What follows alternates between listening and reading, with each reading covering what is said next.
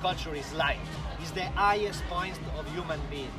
And culture is like light, the light that is bring lights into the darkness of the time that we are living. So this is what we have done, and we decide all to stay there in Modena the whole summer. They decide to keep the restaurant open, all the restaurant open the whole month of August. No vacation, and also open Sunday. Because they felt that the chef de partie, they came all to me and they said, Massimo, we want to give back something for what you have done for us during the lockdown. And we did it.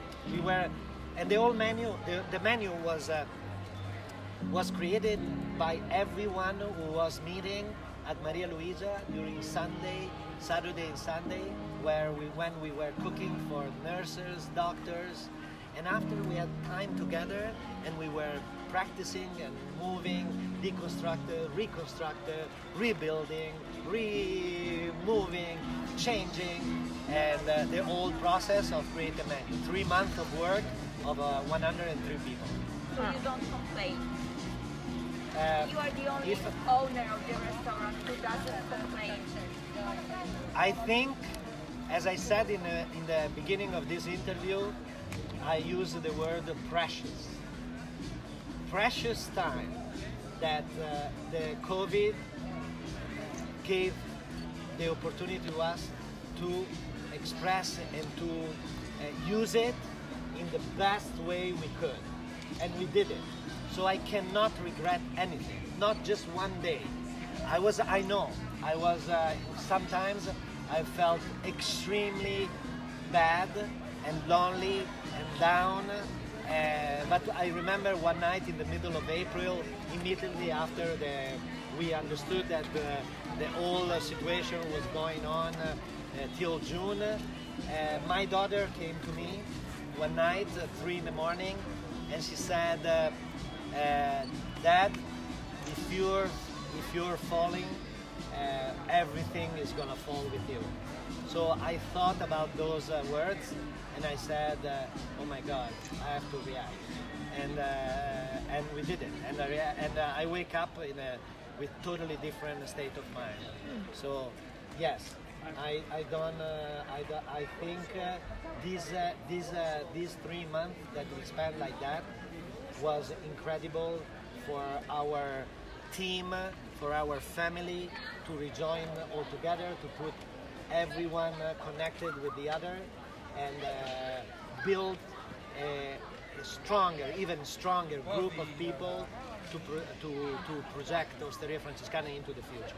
Probably it's been the toughest period and could be an crazy nightmare if since day one, since the evening of the 10th of March, I didn't decide to do what I have done for 3 months with my daughter and one iPhone. You know, we decided to use some precious time that this COVID created, and I decided to use this time as better as I could to create something extremely special.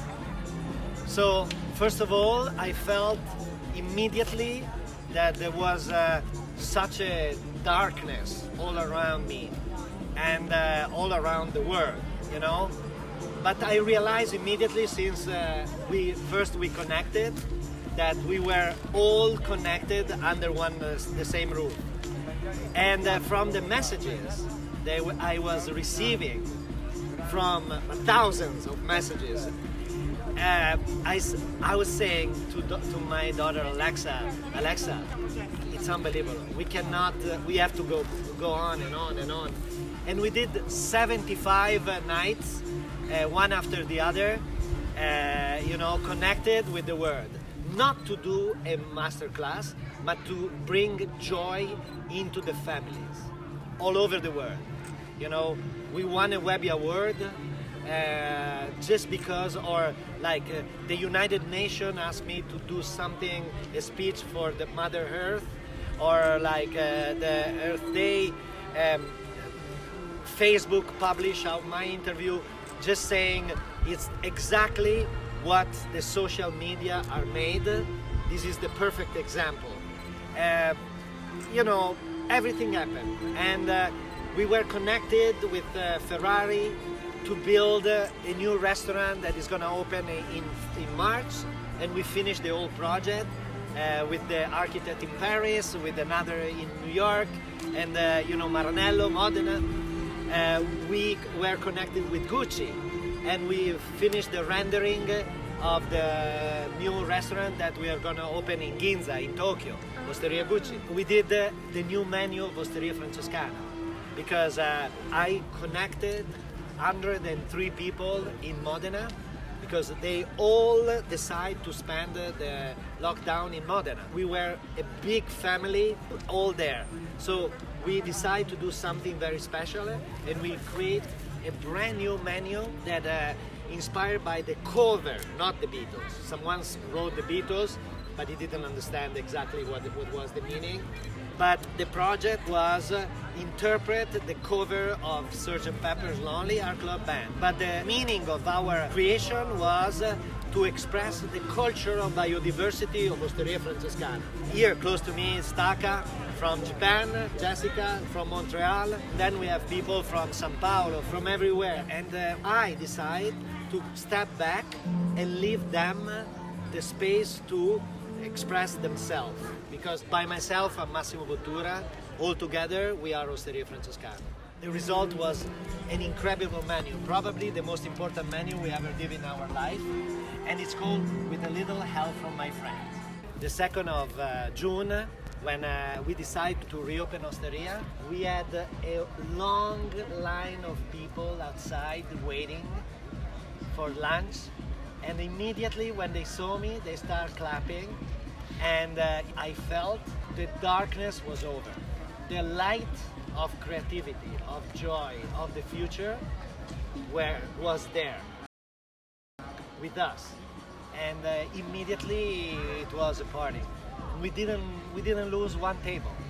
Not in Francescana, not in Francescana, not in Maria Luigia. You know? And after Francescana, the 9th of June, we decided to recreate to create a new experience, you know, that thanks to Jess, she decided to create this barbecue using fire, and invited all the locals to come to Maria Luigia. They heard about Maria Luigia, this the farm that was like since 1775 was there, but they didn't have the opportunity to see it. And so, like that, they had the opportunity to start and see what Maria Luigia was. And during the lockdown, I had a conversation with Gran Hackett that I think was the one who expressed and organized better than probably any other the delivery. It was by chance, you know. They saw that around 5:30 there was a big line of people moving and stopping close to Alinea, because Alinea is in a big highway, in a very important street. So they decided to create this to go in the parking lot of Alinea, and you know, I was following Grant because I saw amazing thing that was going on, and I said, this guy is doing really great. I think with Francescana we decided to do it everybody was involved, because the Osteria Francescana, all the apartments which all my guys are staying and close to Francescana. So we use the kitchen in Francescana to prepare all this meal to go. The experience, as I experienced, because they delivered to me in my home too, was very good and was perfectly thought. The pasta was not already cooked. It's up to you to be part of this whole experience. So you have to cook the pasta as you want. We prepare the sauce, we prepare the meat as it has to be, with all the instruction as an IKEA to go. And it was very, very easy. And we had a great feedback. This could be a very good solution, but you know, I'm Italian, and my approach to people is I want to hug you, I want to shake your hand, I want to feel your energy. This is not possible. This is not the right. What we have done, for example, like when we open the 9th with the barbecue in Maria Luisa, we use the first thing we were thinking is use the big garden that we have, the park that we have. So people, they were having this culinary experience in the middle of 250 years old oaks, or Lebanon cider, or sequoia trees, and you were like, oh my God, where am I? In the middle of the country, Modena, where a Canadian is cooking with fire and smoke, and you know, experience the elderflower vinegar mixed with chives, flowers, or chimichurri of roses. Amazing, amazing. So that could be, to me, a much better, you know, future than, you know, delivery. You know. What do you think, Taka? I agree. I agree. Okay. What do you think, Jack? I agree. No, come on, tell your opinion. I think, I'll give my opinion. I think Si that togli la delivery- mascherina, se no scherzi. I think that delivery is definitely something that helped us out during quarantine to feel like we were still a part of this community and supporting restaurants, which was fundamental at that time. But it's still, you know, the more people still, you know, stay eating at home even after we have this freedom now, it is still that isolating feeling. Why do that when we can still get out and sit around the table again with other people and share a meal, which is something that is so natural. It's what brings people together. And so almost I think that the future in the perfect world would be finding more dining ways that will help people feel closer to each other again, as opposed to facilitating kind of that almost isolation of dining. Not saying that once in a while a nice delivery isn't a good idea, but in terms of the future, let's just, you know, make eating real again. That's what I think. Lui, Taka, I was talking with Taka right now, just saying,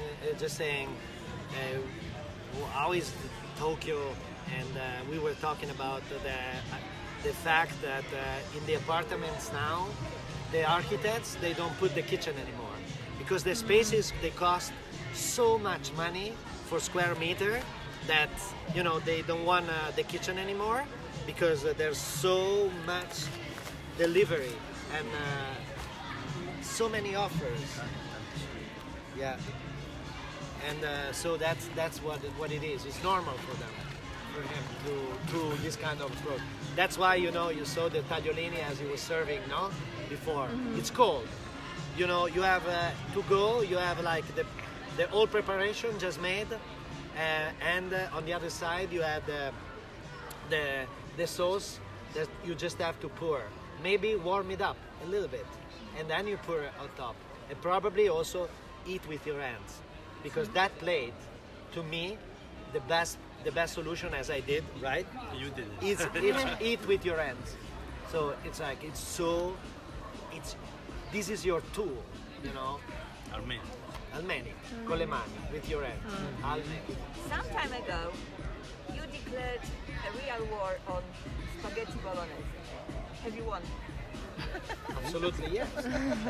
Still there, you know. At least I won because I've shown that you can eat a better, find the right solution, a dream, and you know, I was thinking about, you know, serving emotion. Always thought about coming to Osteria Francescana Maria Luisa. It's about emotion. It's not about eating good food. Of course, it's good food. It's our experience at 3 Michelin star. It's good food, but I think it's much more than that, because otherwise it doesn't make sense that we close the 9th of March with 223,000 males in waiting list. So it would be crazy, no? So the experience is different. The experience in Osteria, it's about, emotions. And to me, using the spaghetti and bolognese sauce to explain, because I remember, do you remember when we were in Moscow that the chef behind the scene, they said, they took one of the chips and they said, this is the most famous chips in the world. It's a chips of spaghetti and tomato, spaghetti and parmigiano, spaghetti and herb and fresh herbs, transformed into the crunchy part of the lasagna. So just to rejoin spaghetti and bolognese sauce, So the crunchy galletta on top is the expression of the spaghetti with the velvety sauce. Because if you serve spaghetti and meaty sauce, all the sauce stays at the bottom of the plate. And you eat pasta, and then you have to eat the sauce. But like that, you match the two.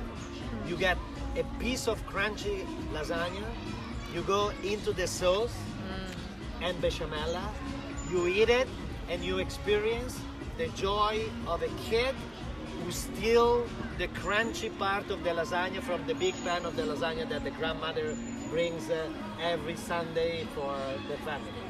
The rest is for the adults. They want to eat a lot. But the kids knows that the best part is the crunchy part. Nice. And food. Food waste is something which you obviously care a lot about. How do you think post-coronavirus is this going to become more difficult to?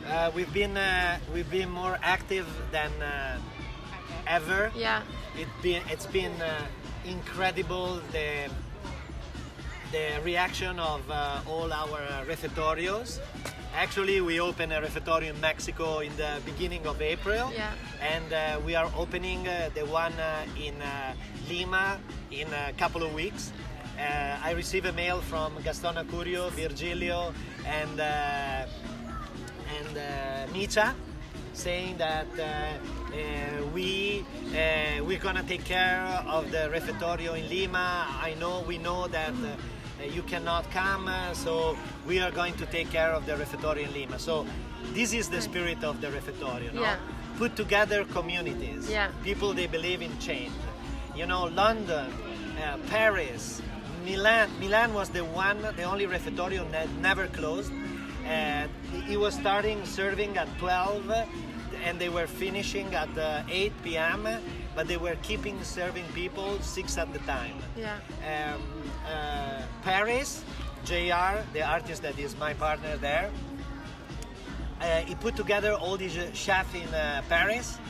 They are still in lockdown, and they were serving between 3,800 and 5,000 meals every day. Incredible. Yeah, but incredible. How is it possible for this to carry on during COVID, like with social distancing? with a little track that was like filled with meals to go, and people they were going into the most neglected neighborhoods in Paris, and we were feeding people like that. Great. And London, same thing. There was a line, they told me there was a line behind Earl's Court that was incredible. Really? Of all the homeless of Hyde Park.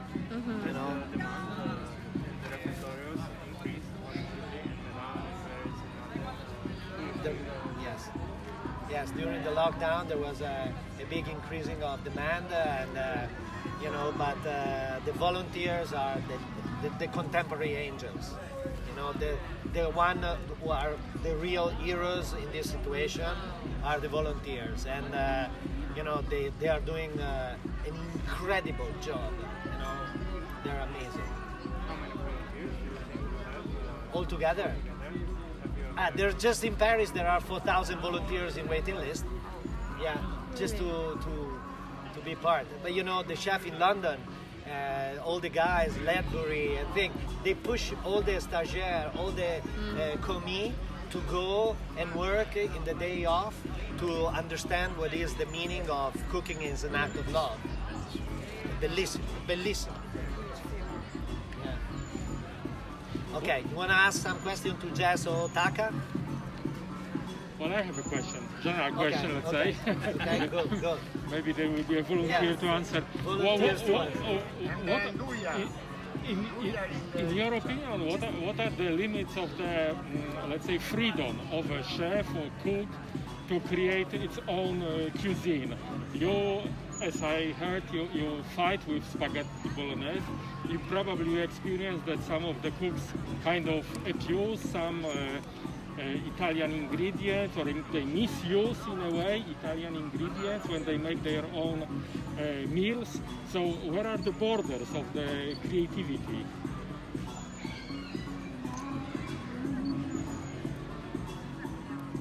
Are you telling me that there is a border for creativity? I'm just asking. There is no border for creativity. Creativity is creativity. Creativity is the highest point. But you know, you want to answer, guys?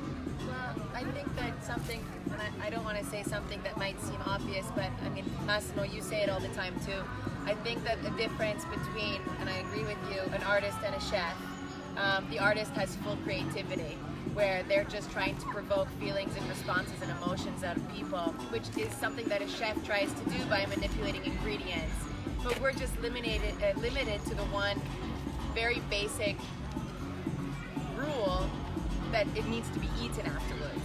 You know, so as long as you can eat it, and as long as it tastes good and it speaks to the palate, you know, and I think that those are the rules that not in a way limit us, but that guide us in terms of the creative process. Is you can go as crazy as possible, but eating is still the act. That's still the goal. It's eating and provoking those emotions through food. You swallow it, you digest it, and then the feelings come afterwards. And so I would say that in a perfect world, that would be, you know, that would be the only limit that there is. Very Yeah, nice. it's like this. In a very short sentence, you know, there are like artists and art critics that right now are telling that our way of and our creative process is exactly as the process of an artist. Okay, because you know, Achille Bonito Oliva, that, you know, oops, I dropped the lemon tart. It's exactly an artist process. Okay, a mistake. During the journey on creativity, you fall and suddenly you see the world from another perspective, from another point of view. And that perspective was invisible till 1 minute before. But if you don't get lost into that everyday life, that moment is the moment in which you catch the flash in the dark and you create something, okay? Brand new, that never been created, okay? Because contemporary means I know everything and I forget about everything. But first of all, I know everything. So the thing is that Oops, I Dropped the Lemon Tart inspired a group show in New York called I Dropped the Lemon Tart in Lisa Colley Gallery in Seoul. And they opened, and the artists, they were inspired by a broken lemon tart to create art. Okay? So, but the chef is still an artisan. An artisan, in our case, obsessed about quality. The quality of the idea, the quality of the ingredients, the quality of the food you serve. An artist is free to do whatever he wants. So Manzoni, he was putting in a big can his shit. Of course it wasn't, but is shit artist, okay? The art, no, com'è? The artist shit, merda d'artista, no? In 1960, that was 1960. So the point is that a chef and our dialogue is with your palate. The dialogue of an artist is with your mind. So I have to create good food for you. He has to open your mind. But in the way we are cooking, there's a creative process that is extremely similar to the one of an artist. It's a very big argument. You know, we can go on and on this. You know, Picasso was always saying, "Copy yourself" is a very sterile exercise, but steal from the others is necessary. So stealing ideas from Cucchi, Clemente, Palladino, De Maria, Damien Hirst, all the artists that you see there. You walk into that place, and I think if you want to do an exercise, we're going inside that museum. We stay 1 hour inside that museum, checking and experience and breathe that energy. That we're coming out and we're gonna create a menu. I know that it's gonna be like that, but because what we do every day in our life, we compress into edible bites our passion. Sitting on centuries of history, because it's extremely Italian, and filtered by a contemporary mind. So what we do, we bring the best from the past into the future in a nostalgic, not in a nostalgic way, but in a very critic way. That's why we created the crunchy part of the lasagna. This year is a bit special, there's no word with the best, so maybe a controversial question, but as you were saying, chefs at the very top level are artists, and you never say there's Monet is better than Picasso, is better than Dali, is better. Yes. Do you think that post-pandemic we should sort of stop and reflect and maybe because cooking is culture is subjective, stop with this What do sharing? you think? Question. It's a good question, very good question.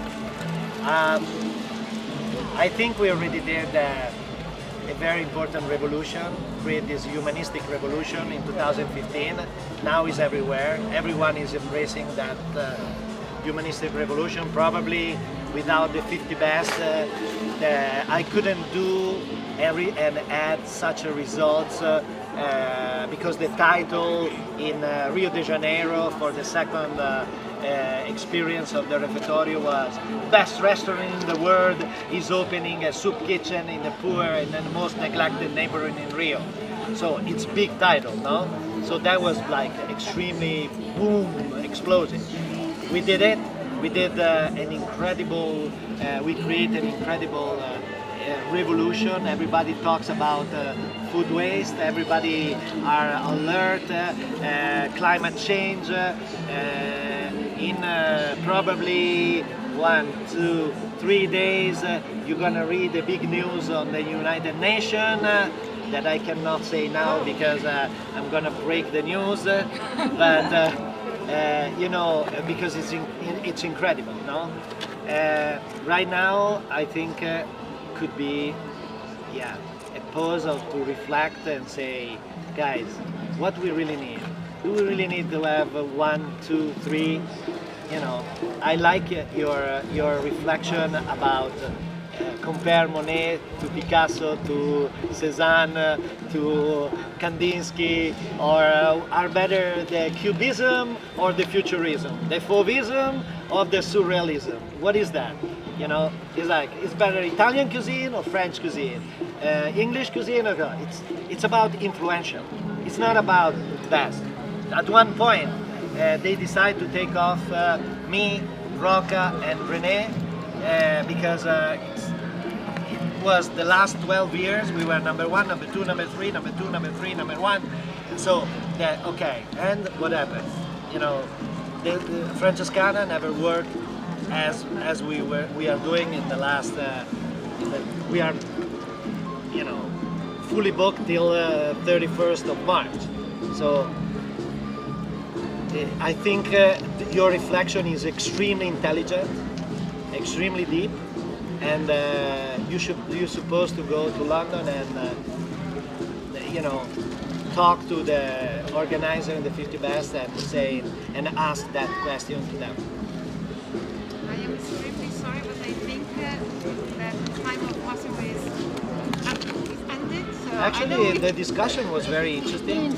So if you want to go on, you can go on. Okay, perfect. If you have other questions, I don't know. Do you guys have? Okay, well, I would just like to touch on the food waste a bit more, and just sort of what you guys think like normal people can do to improve on food waste, and how you see the refectorio changing over the next 5 and 10 years and its place in society. You want me to talk? Parla di quello come abbiamo fatto in Francescana, come facciamo in Francescana. L'approccio che abbiamo in Francescana, Maria Luigia,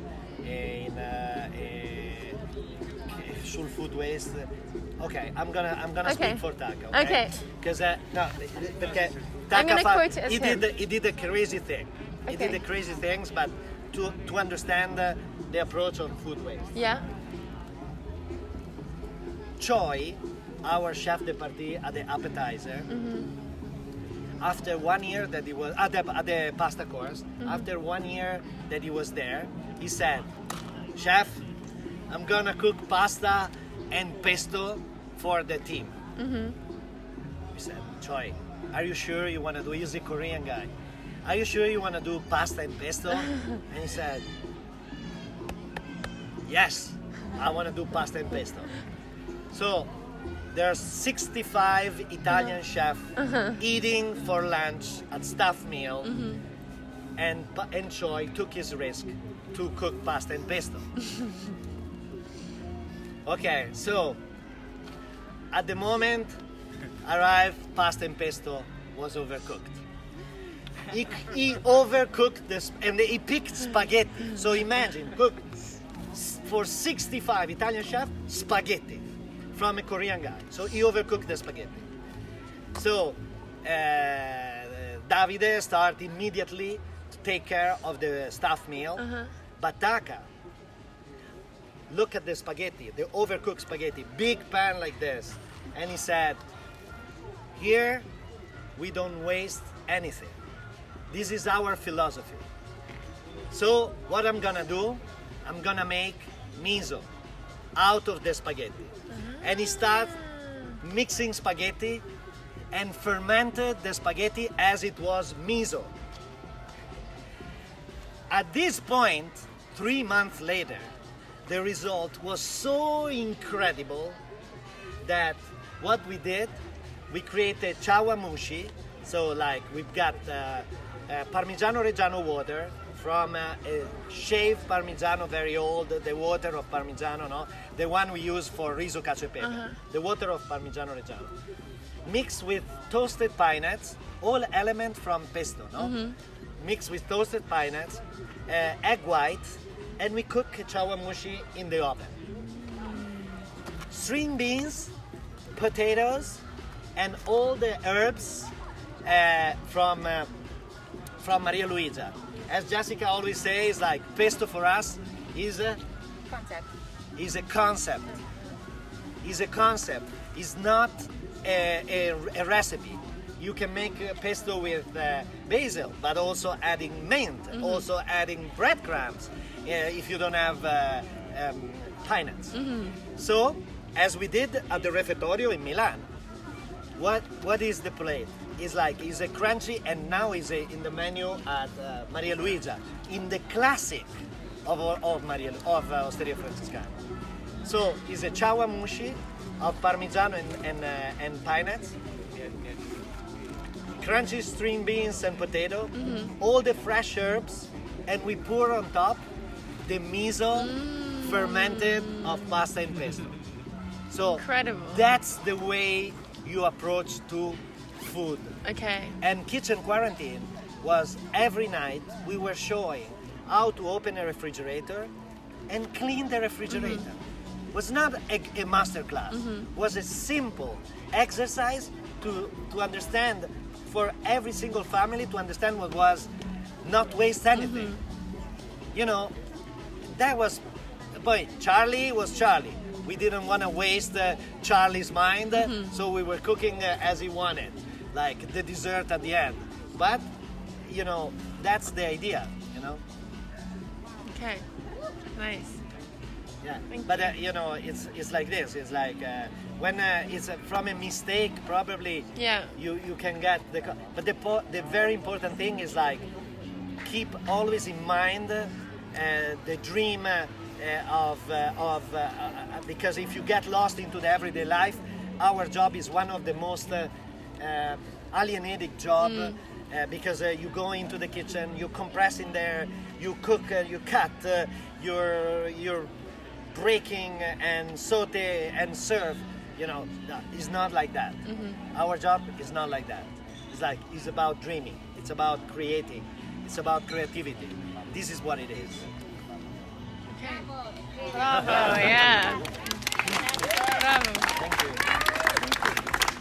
Oh, c'è una... Ero talmente concentrato che non mi sono accorto che c'era. No, ma quanto parlare di queste cose, cioè, and one thing that is extremely important that we talk about the team.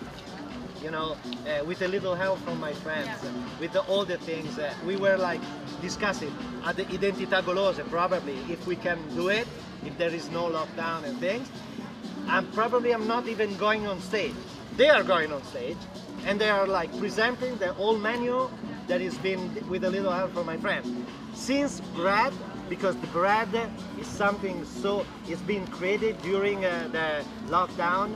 Michele, Mirko, all the bakers, they were there, prepared the home baked bread for the Francescana to go. They were developing this new bread that is like a millefoglie with the honey from Maria Luigia, with the salt from Cervia. And when I tasted, I said, but this is not bread. This is something much more. I cannot reduce this piece to bread. So I put it in the menu, and it's called A Day in a Life, one of the most beautiful songs of Sgt. Pepper. So that's it. Jessica, maybe can you talk about the process of coming up with a new dish? Like how it, just very briefly, like how it starts from an idea and then ends up on the menu. Well, very briefly, it's probably not the best word to use. I think that the most important thing is surrounding yourself with the right inspiration, choosing the right mentors. So of course working for Massimo, a person who has guided and teaches us everything that we do, and then having a great team. I think that, once you finally have that inspiration, you have that idea of where you want to go with something, keep yourself open to all of those suggestions from other people, just like with a little help from my friends. And I'll just use that as an example because it's more direct. But just brainstorming all of these dishes is something that kept the entire team connected over all of the quarantine. You know, through our group chat that we have on WhatsApp, everybody talking about each other's ideas, going into the restaurant, and then the kitchen, all from the bakery to pastries to the service kitchen to the laboratory, became this creative workshop. Where everybody collaborated, and it's about putting your ego aside, and the best results will come when you really open yourself up to getting input from other people with their different specializations. So again, I think it's all about, keeping your egos down as you start to create something and letting space in for the people around you who can influence you to make something beautiful. So that's what I think best that we've seen as a team in Francescana, and what's really extra special about the menu that's being served there right now. So Maybe the best works of art always came after very dark moments in time. That's why I say the best menu we ever create is with a little help from my friends. I know it. It was a collective exercise where 103 creative minds, they they decide to do something. We start with words. You know, we were asking for, I was asking, usually we do the exercise with the stagiaire. It's called Who Are You? So we try to teach all the stagiaire how to express yourself through edible bites, you know. Tell me who you are, where you come from. And you know, I want to know what they are telling me. Is a very creative exercise, beautiful. And at one point, we did this with words. So with the reinterpret the cover, not the album, not the music. The cover of Sgt. Pepper's Lonely Hearts Club Band. So the words, they were so intense, so deep, so incredible that I said, okay, you have a couple of weeks to create something. And after the results was extremely positive, what we have done, we have started working. Me, Jess, Daka, Davide, Choi, you know, everyone, all the chefs de partie, they were there, like moving, changing, this balancing the things, because it's a journey. Sgt. Pepper, with a little help from my friend, is a journey through, and it is the most contemporary menu because it's expressing the cultural biodiversity in Francescana, is expressing the time that we are living, and is a journey around the world in a moment in which you are locked in your place. So at one point you have you are in the 80s eating you know, risotto and strawberry marinated in Lambrusco. The strawberry marinated in Lambrusco has a back taste of tomato. And at this point, when we had the tomato in our palate, what we have done, we have called Raffaele Barlotti, the best buffalo mozzarella producer, to have mozzarella like 700 grams full of milk. What we have done, we put the mozzarella into the green star and extract the juice from the buffalo mozzarella lightly smoked. Okay? So risotto, strawberry and Lambrusco, touch of fermented milk extract from the buffalo mozzarella lightly smoked. Okay? What do you need? Mozzarella, tomato, you need fresh herbs. So basil, all the herbs from Maria Luigia. So every single bite at the bottom of the plate is different because you travel through the different herbs. The back taste was a little bit bitter, and at that point what we had a sweetness. And the sweetness was the red shrimp from Mazzara del Valle. So we made the tartare of red shrimp at the bottom of the plate. The hot risotto was going on top of the shrimp and changed the texture of the shrimp. So you were, with a spoon, you get into the herbs, the shrimp, the risotto and the buffalo mozzarella. And you eat the Mediterranean, the 80s transform, bring into the year 2020. This is the next course is the cod. From Italy, from the 80s, we traveled to Bangkok. So she was doing that dish with all the, you know, and the things with the cod and the bacala and with all our traveling. We always travel open mind. And when we taste something special, we ask, oh, can we, how we can make this, how we can make that, to learn. Most of the time, the Thai food is too aggressive, is too intense, you know, is always, the problem is always after, okay?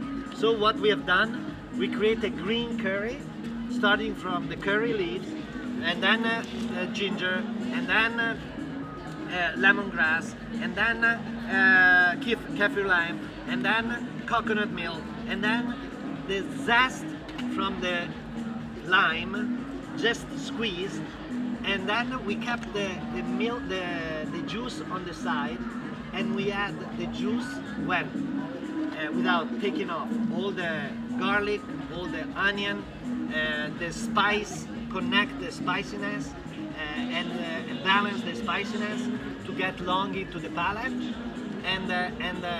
But why we are doing that? To be critic and not nostalgic. And the cod is expressing it himself after it's been marinated into Salt, sugar, lemongrass, lime, lemon, ginger, curcuma, everything, this pasta, curcuma. no? And then we steam it, and then we aggressively cook in the pan, then again in the oven, and on top the cod is melting in the palate. You have this beautiful plate, all with four different sauces from the green curry. And there are like kind of green and white flowers on the plate. The green curry there and the coconut there. And you are in Bangkok. And after that, dumpling in Modena. Dumpling. We are serving dumpling in Modena. Yeah. Yes. With a little up from the west. Dumpling in Modena. Can you believe? You know, the creative mind, they have to take risk in this kind of darkness to bring light, the light of creativity, and give light to everybody. You know. So what we did, you know, Choi, because Choi, after he made a mistake with the pasta, is still with us. Always happy ending in Francescana. So Choi is there, and he makes this amazing pasta for dumplings. No, it's like, wow, it's melting in the palate. Then, you know, she's doing this pork belly, smoked 16 hours into the smoker, and lacquer with maple syrup. That he did match with clams from Palestrina, Venice. Okay, best clams you can get. You know, you mix clams and pork belly. What do you have? New England clam chowder. So what happened? Taka, he got like in a critic way. He got New England clam chowder. He cleaned the old New England clam chowder from butter and cream. He got the clam juice, and he created New England clam chowder that is disappearing in the palate and is matching with the dumpling. And the name of the plate is "We are all connected. We are all joined under one roof." So, a Canadian, a Taiwanese, Korean guy, a Japanese, a guy from Venice, all bringing something to the team, and we create that. That is like the example of what it is Osteria Francescana.